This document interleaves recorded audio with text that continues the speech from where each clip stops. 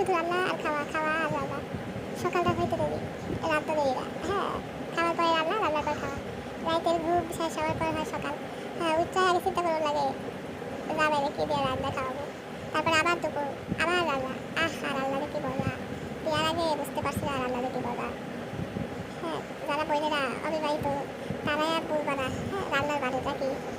হ্যাঁ, বিবাহিতরাই বুঝবে যে রান্না কেমন মজা লাগে।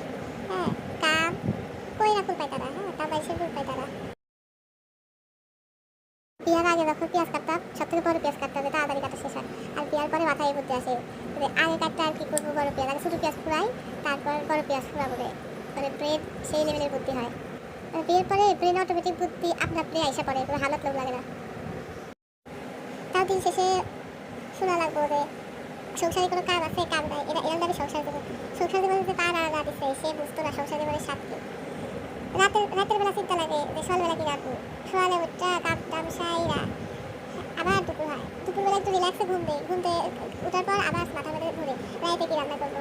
হ্যাঁ, পড়াশোনা তো সামনে উঠছে, সংসার জীবনে আইসা তবুও প্রিয় মানুষের মধ্যে রান্না করলে আনন্দ লাগে। যদি রান্না সে খায় আর বলে যে না, রান্নাটা তোমার স্বাদ আছে, তাহলে তো সমস্যা নেই, সারাদিনের কষ্ট আনন্দ হয়ে যায়। হ্যাঁ, এটার নামে সংসার জীবন।